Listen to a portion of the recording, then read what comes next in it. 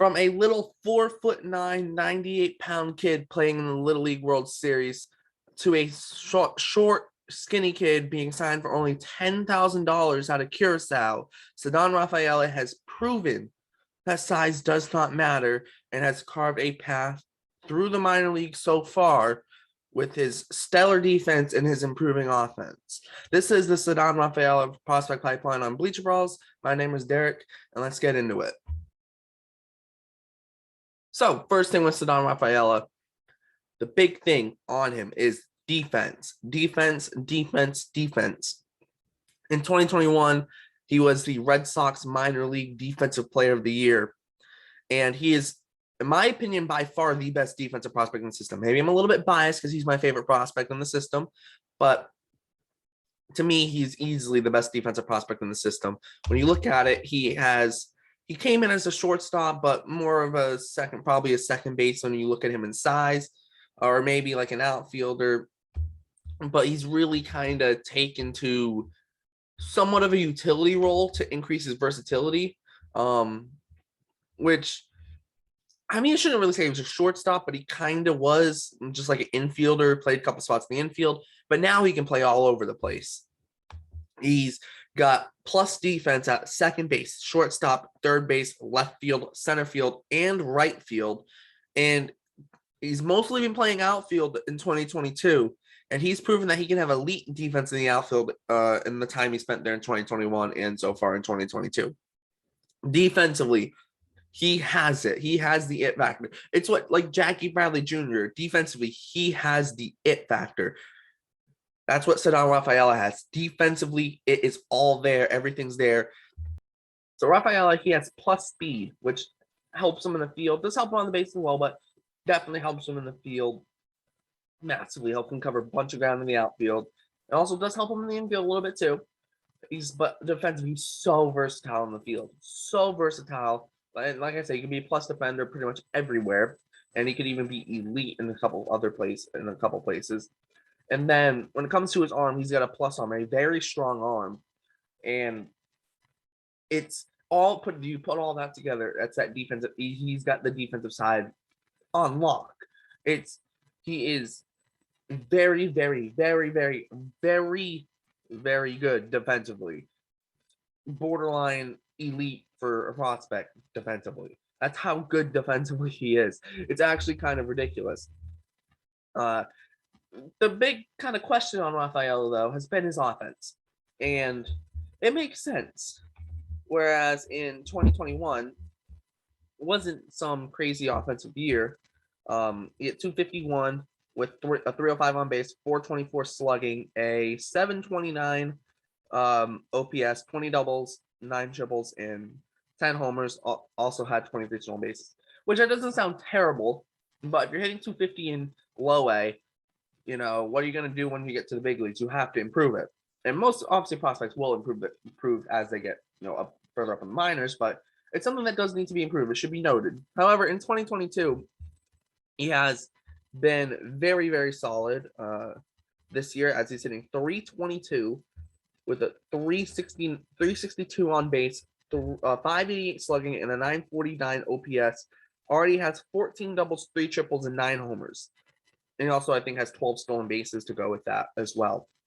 His offense has taken a leap this year. And also, I should add, that's at the next level up. Last year, he was in low A. This year, he's in high A. So not only has his offense massively improved, it's improved at the next level. That's what you love to see out of a guy, especially a guy that Rafaela. And when you look at him, and you see him as like a prospect, his defense is so good, it'll carry him to, at worst, kind of a utility guy who is a fringe MLB player, but could definitely be on a bench. But his defense is why he's there. However, if he can just get a little bit of a bat going, he doesn't need to be some all-star with the bat. However, if he just has a solid bat, he can be an everyday player playing multiple positions every single day. And he could solidify an outfield position as he's been ridiculously good defensively in the outfield. And the positional versatility is amazing to have because let's say he's getting up close to the big leagues and he's playing, center field, but the whole outfield is blocked. Well, he can slide into the infield. Maybe center field is blocked, but right field isn't. He can slide to right. Maybe center field and shortstop, and right field are blocked, and they don't want to put him in left field because of the monster. Because that's you don't want to save because you'd like to have your best fielder, outfielder, and center fielder right, but you have a massive gaping hole at second base. But guess what? You can throw him at second. He gives you so many options on how to use him, especially in the field, because he's so versatile. And I think that's huge. I think it's huge to have when you look at a lot of prospects, especially the top prospects. They already have a set position for the most part. Some of them can potentially change position, but like you look at the Red Sox top prospects right now, Tristan Casas is first base 100%.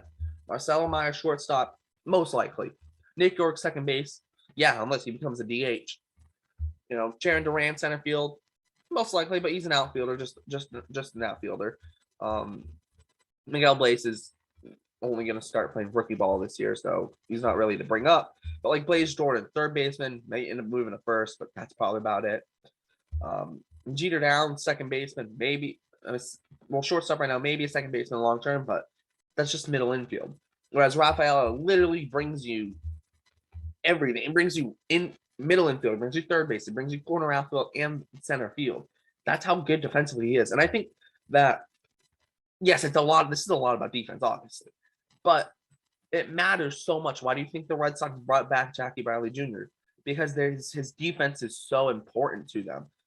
You bring in a guy like Rafaela, even if he hits 220 in the big leagues, with his defense, he'll find a spot on a big league team. He'll easily find a spot because his defense is that good. And he's not the prospect that's going to go out and hit 20, 30 home runs in the big leagues unless he has a massive offensive explosion. But the defense will always be there. The defense is normally the one thing that will always be there until you get older, obviously. The defense will always be there. We've seen it with Jackie Bradley Jr. When has he had a bad defensive year? He hasn't. And I think that's what's huge. The defensive aspect is going to be his carrying tool. It's 110% his carrying tool. And that's not bad to have because that's already elite, in my opinion. At very best, even at the worst, it's very good. That's how good his defense is right now. It's actually kind of wacky how good his defense is because I know just like looking at it, and I just go, you know what? I'm like, yeah, like, geez Louise, this guy, like, all he needs is like just a little bit of offense, and he's going to be very, very good. And you see you see it with the MLB Pipeline rankings. The hit is ranked out of 45, the power out of 40, the run is out of 60, the arm is out of 55, and the fielding is out of 60. And remember, they have them ranked really low at 27. Sox Prospects has them ranked at 15, and I'm guessing they would see the fielding skills a little bit higher. I'd argue that the fielding could even be up 65, maybe even near 70. That's how good he's been defensively. It's actually ridiculous. And I can't stress this enough. It's such a good skill to have. If I have a prospect and he's going to either have very good hitting or very good defense, but none of the other one, I want him to have very good defense and no hitting. Because if you have very good hitting and no defense, you're useless unless you're a DH. And who wants a prospect who's already set to be a DH? Let's be honest. No one. And not saying that it's bad. Obviously, like they can both a player can get carried by both offense or defense. But that offense isn't necessarily always going to be there. Whereas defense will always be there for the most part. And that's a big thing about a guy like Rafaela. He gives you assurance in the sense that if he just continues doing what he's doing, he's going to get to the big leagues at some point with his defense. If the offense continues to grow like it has this year, he's going to be a legitimate, he could be a legitimate everyday player. And I think that's so important. And a lot of people saw him in spring training. And he had a couple good games in spring training and a couple of bats, later in the game. And remember, this is him coming off a low A here, going to high A. And he's in the spring training. I'm pretty sure he faced like a lot of double A and borderline triple A pitching. So that was nice to see. Very good to see him, getting a couple hits. And he's got kind of a twitchy swing. I've seen some people liken it at times to Mookie Betts, the swing, kind of how the swing is. I mean, I guess I don't like to go there. But I understand what people do with kind of the twitchy hands, the kind of, the very quick hands, very good bat speed, all that stuff. Yeah, I get it, but he's not going to be Mookie Betts offensively. Pump the brakes on that, but expect them where if he continues developing his offense, he legitimately can be an everyday player. And I like guys like Rafaela who, they have that bona fide skill set that's going to carry them and gives them a high floor. And it's his defense, and his defense is that good. It's so ridiculously good for a guy who's just in high A. Normally, the defense is good, and then it gets better. His defense is already like plus defense. It's already plus, and it could even be elite. That's how good defensively he is. So you look at him, everything that he's done so far, and this is a guy who, as a 12-year-old, was a 4'9" kid at 98 pounds playing in Williamsport for Curacao. Now he's just 5'8", 145 pounds. He's not big at all, but it's almost like his small size is an advantage to him because he's very quick. He's got a cannon, even at that. He's got a very good arm, even with that small size. He's very kind of quick twitch. He's got quick hands at the plate. He's, very quick hands, good bat speed. And it's almost like being smaller has helped them in a sense. It's similar like if Mookie Betts was 6'6", he wouldn't be the same player as he is now, because Mookie being a little bit smaller has helped him because he's got very quick hands. He's very kind of fast twitch kind of. Whereas not that like a guy like Aaron Judge isn't, but Aaron Judge, he's bigger, kind of more power, but he doesn't. There's a difference between Mookie's swing and Judge's swing. You look at it, Mookie, especially on an inside pitch, his hands are already out. His hands can go from set waiting for the pitch to out in front of him in like a millisecond, it feels like. And I think Rafaela is someone who has taken advantage even of the pluses of his smaller size and hasn't let the negatives hold him back. And he's already jumped up massively in prospect rankings. Like last year in the SoxProspects.com rankings, he was 23rd at the end of last year. He's already up to 15 this year. And if the offense proves that it can stay this year and even into next year, and it proves it can stay, and that offense is actually legit, that offensive improvement that he's had this year is legit and is there to stay, he could even jump up even higher than 15, maybe even start scratching the top 10, because that's how good his defense is. He literally just, if he has just above average offense with his defense, he's going to be, in the top 10 of the Red Sox prospect rankings. That's how good his defense is. And I think that, regardless of what his offense does, as long as it just improves a little bit here and there and, can adjust to the levels that he's at, he'll be a big league player someday. I can almost guarantee it, unless there's injuries, which it doesn't seem like he hasn't really had any injuries yet. But unless there's injuries, his defense continues doing what it is.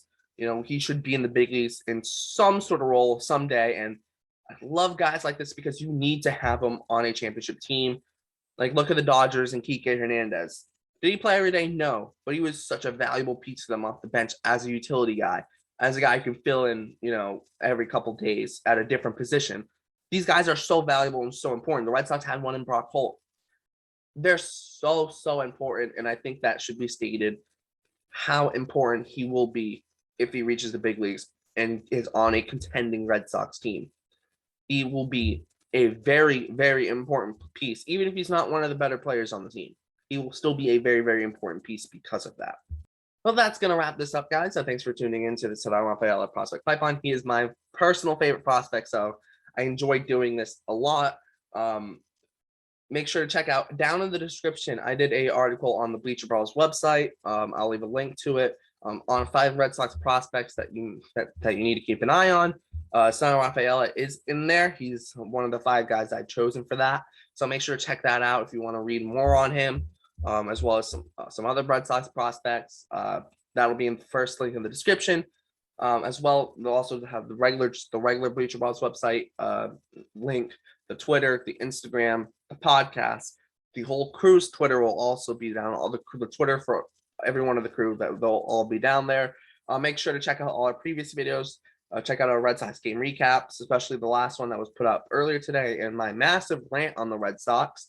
Make sure to check. We did a video Monday on the New York Mets. On Friday, we will have one covering the New York Yankees. Make sure to check out all the previous Red Sox recaps and keep updated with all the new ones that'll be coming out every morning, 7 o'clock after the game has been played. So if they play on Wednesday, the game recap will be up at 7 in the morning on Thursday. That's it. That's about it. I think I got everything out. So yeah, make sure to check out all the links in the description and all the other stuff. Yeah, and that should do it. Thanks for tuning in. My name is Derek. You watched the Cedanne Rafaela prospect pipeline on Bleacher Brawls, and we'll see you next time.